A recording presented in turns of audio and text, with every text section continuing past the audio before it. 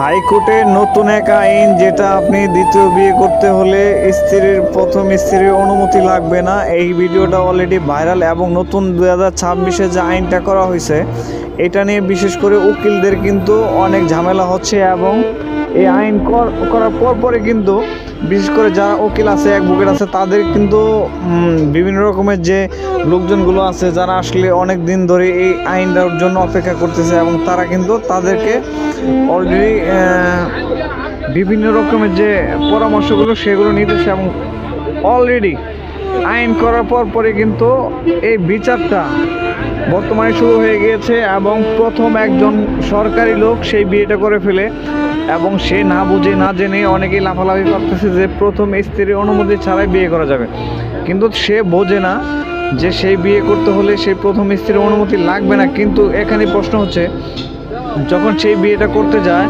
সেখান থেকে আপনার ইউনিয়ন পরিষদে গিয়ে সেখানে চেয়ারম্যান থাকবে, এবং একজন ছেলে পক্ষের লোকজন থাকবে, একজন মেয়ে পক্ষের লোকজন থাকবে, এবং সেখানে জবানবন্দি নেওয়া হবে। আর এই জবানবন্দির মাধ্যমে কিন্তু সেই সালিশের মাধ্যমে কিন্তু আসলে সেখান থেকে অনুমতিটা পাওয়া যাবে এবং সেই রায়টা হবে। কিন্তু